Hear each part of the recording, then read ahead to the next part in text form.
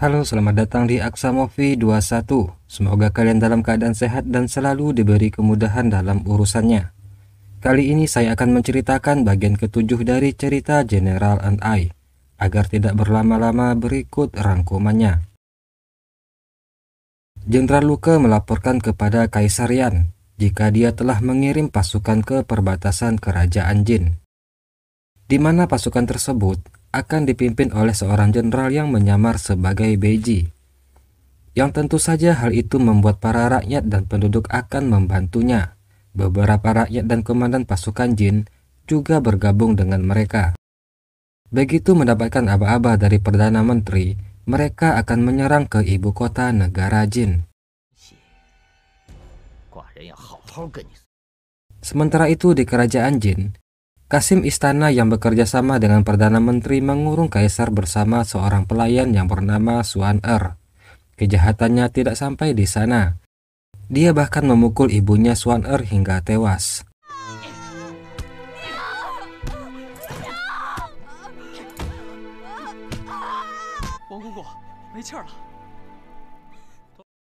Beiji menyelinap masuk istana dan melumpuhkan para penjaga di sana.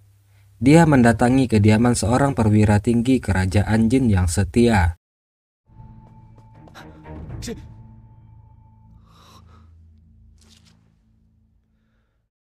Melihat Beiji yang ternyata masih hidup, perwira itu sangat gembira.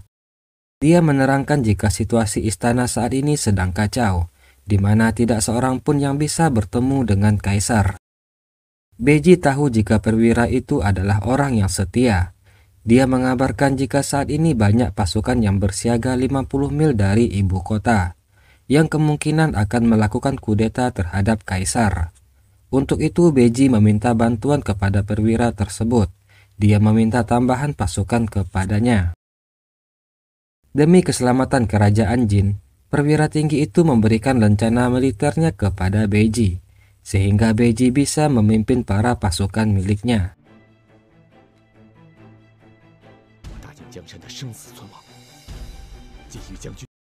Beiji bersama Ping Ting dan Moran mendatangi sebuah kerumunan. Terlihat seseorang sedang menghasut para penduduk untuk melakukan kudeta terhadap Kaisar. Di antara para kerumunan tersebut, Ping Ting melihat salah satu dari mereka adalah prajurit dari kerajaan Yan yang sedang menyamar. Dia mencurigai jika Perdana Menteri juga berkonspirasi dengan Raja Yan. Untuk mencegah pasukan Yan menyerang ibu kota, mereka merencanakan untuk menghadang pasukan tersebut. Beiji lalu mengutus Moran membawa 5.000 pasukan untuk menghadang pasukan Yan.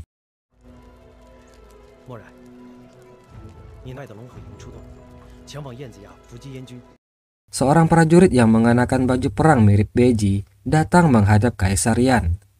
Kaisar Yan sangat puas dengan penyamaran prajurit tersebut. Tidak hanya penampilan, suaranya pun sangat mirip dengan suara Beiji. Kaisar lalu menyuruh Beiji palsu itu untuk memimpin pasukan menyerang ibu kota.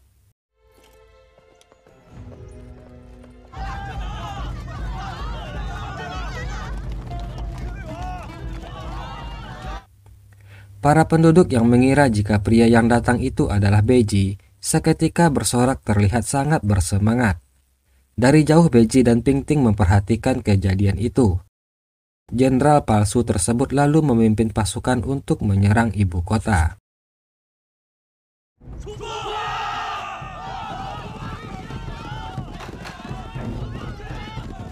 Sementara di tempat lain, pasukan Jin yang dipimpin oleh Moran menyerang rombongan tentara Yan di sebuah lembah. Para tentara Yan yang dipimpin oleh Luke tersebut mulai kewalahan. Mau tidak mau, mereka dipaksa untuk mundur.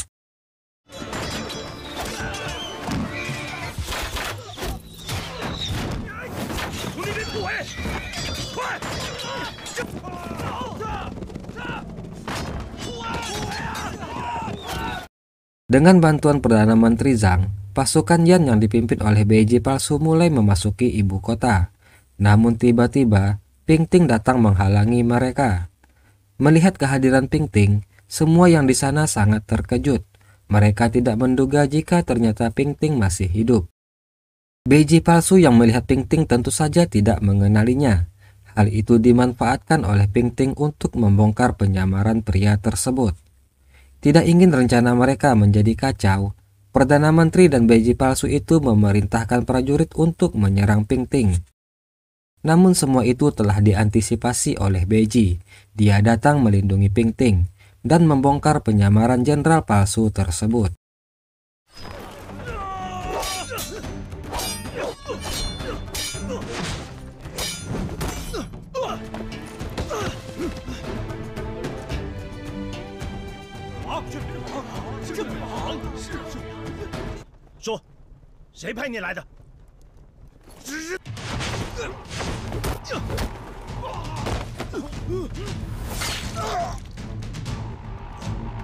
Suasana di sana seketika menjadi kacau. Para prajurit sangat marah setelah mengetahui jika mereka telah ditipu. Situasi kacau itu dimanfaatkan Perdana Menteri untuk segera kabur dari sana. Di hadapan para prajurit, Beiji menerangkan kejadian yang sebenarnya. Saat ini kondisi kaisar masih dalam bahaya. Beiji meminta jenderal penjaga kota memimpin pasukan kembali ke gerbang kota untuk mempersiapkan pertarungan melawan pasukan Yan. Sementara itu, dia dan perwira agung sebelumnya akan memasuki istana untuk membebaskan kaisar. Seorang pelayan datang melapor kepada Kepala Qasim jika Beiji datang bersama pasukannya. Qasim yang sangat yakin jika Beiji telah mati, tidak mempercayai hal tersebut. Bahkan setelah melihat Beiji di depannya pun, dia tidak mempercayainya. Dan mengatakan jika pria yang di depannya itu hanyalah orang yang menyamar sebagai Beiji. Hingga saat Ping Ting menampakkan dirinya, seketika dia pun terkejut. Dia baru sadar jika sepasang manusia di depannya itu adalah Beiji dan Ping Ting yang ternyata masih hidup. Menyadari dirinya dalam bahaya, Kepala Qasim hendak menyerang Beiji. Namun dengan cepat Beiji lebih dulu membunuhnya. Beiji lalu menemui kaisar yang dikurung bersama Xuan Er. Dia berlutut dan memberi hormat kepada kaisar. Namun kaisar yang telah putus asa tidak mempercayai jika pria yang di depannya itu adalah Beiji. Kaisar menganggap jika orang yang di depannya itu datang hanya untuk merebut kekuasaannya sebagai kaisar. Beiji yang mendengarnya pun sangat sedih. Dia sama sekali tidak tertarik dengan apa yang dituduhkan kaisar itu. Untuk meyakinkan kaisar, Beiji mengingatkan masa lalu mereka berdua, di mana 20 tahun yang lalu Beiji diangkat sebagai anak angkat oleh permaisuri yang merupakan ibu dari Kaisar Sima. Beiji memperlihatkan pedangnya yang selama ini dia gunakan untuk melindungi kaisar.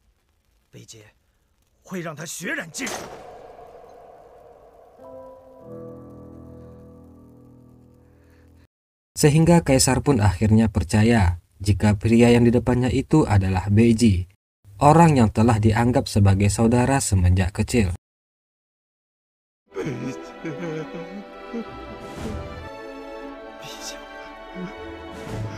Moran yang kembali ke istana melapor kepada Ping Ting. Dia mengabarkan jika pasukan Yang telah berhasil dipukul mundur, sehingga sekarang mereka tidak akan kembali untuk menyerang. Semua itu berkat strategi dari Ping Ting, sehingga perwira agung sangat mengagumi kecerdasannya itu. Seorang pelayan keluar dari kamar kaisar. Dia berkata jika kaisar meminta Ping Ting untuk menemuinya. Kaisar menyesali atas semua tuduhan yang telah dia berikan kepada Ping Ting. Dia lalu meminta maaf kepada Ping Ting atas kejadian di masa lalu. Atas jasa mereka berdua, Kaisar pun memberikan mereka penghargaan, di mana Beiji kembali diangkat menjadi jenderal utama kerajaan Jin. Sedangkan untuk Ping Ting, Kaisar mengangkatnya sebagai wanita tertinggi kerajaan. Namun Beiji menolak semua penghargaan kaisar tersebut, di mana dia hanya menginginkan hidup mengasingkan diri bersama Pingting dan melupakan urusan dunia. Mendengar permintaan Beiji tersebut, dengan berat hati kaisar pun menyetujuinya.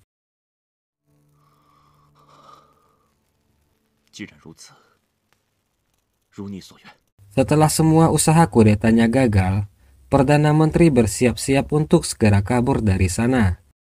Dia membawa putrinya Yun-er ikut bersamanya. Namun Yun-er menolak ajakan ayahnya tersebut. Dia masih berambisi untuk menjadi permaisuri.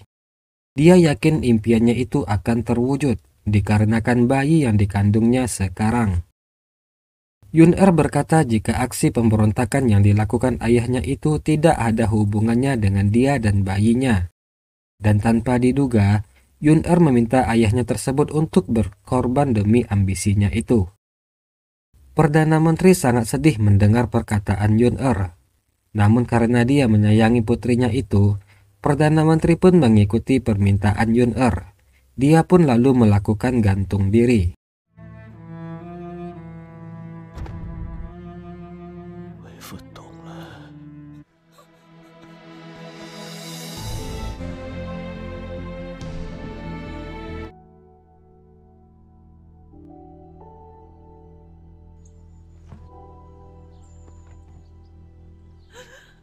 Yun-er lalu mendatangi aula istana untuk bertemu kaisar.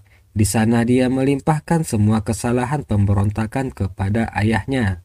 Yun-er memberitahu jika ayahnya itu telah melakukan bunuh diri. Dia mencoba menarik simpati dari kaisar dengan mengandalkan kehamilannya. Namun kaisar bersikap acuh tak acuh menanggapi Yun-er dan tidak memperdulikannya. Seorang kasim istana meminta Yun-er untuk minggir, dikarenakan dia menghalangi jalan. Dan tanpa diduga, Swan-er datang dengan pengawalan mewah dari pelayan-pelayan istana, yang mana setelah permaisuri sebelumnya meninggal, kaisar mengangkat Swan-er sebagai permaisurinya yang baru. Hal itu seketika membuat Yun-er sangat marah. Dia tidak bisa terima keputusan kaisar tersebut. Karena membuat keributan di aula istana, Kasim pun mengusirnya keluar.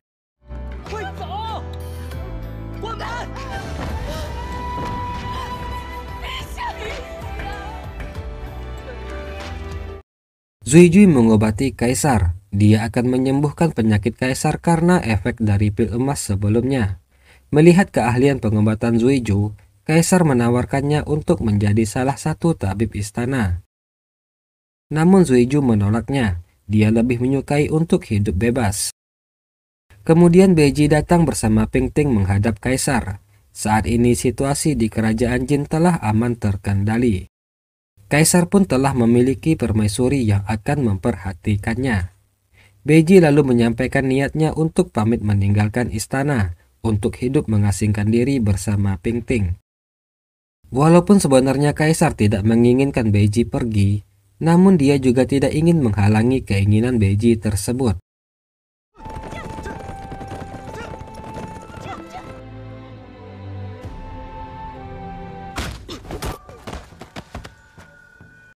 Di tempat lain, Hesia bersama Dong Zhuo menyelidiki sebuah gudang senjata milik kerajaan Bailan.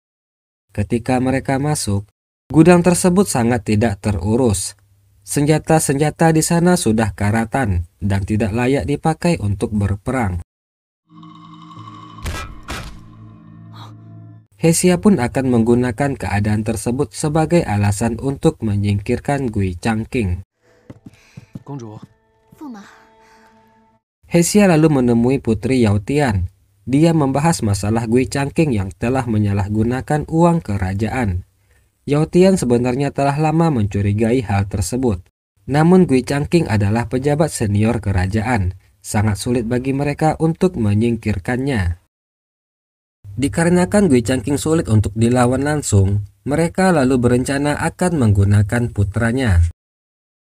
Putri Yao Tian mengundang Guiyan ke kamarnya. Guiyan terkejut melihat di sana ternyata Putri Yao Tian menjamunya.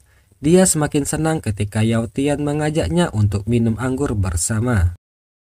Guiyan tidak sadar jika dia telah dijebak, di mana anggur tersebut sebelumnya telah dicampur obat perangsang. Tidak lama kemudian, Guiyan mulai merasakan efek obat tersebut. Dia lalu hendak mencium Putri Yautian, dan kemudian dari belakang Hesia datang memukulnya hingga pingsan.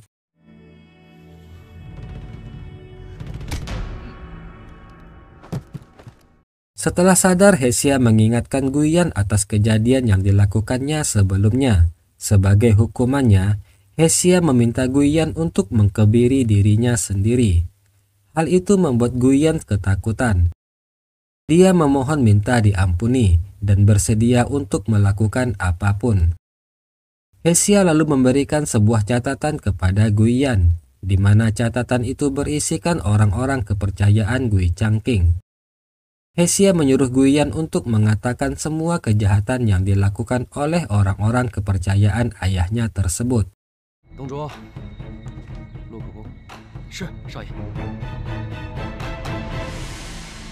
Putri Yautian mengumpulkan seluruh pejabat istana Bailan. Atas keterlibatan negara Yan dalam upaya mengkudeta Kaisar Cimarong sebelumnya, saat ini kerajaan Jin telah menambah pasukannya di perbatasan kerajaan Yan.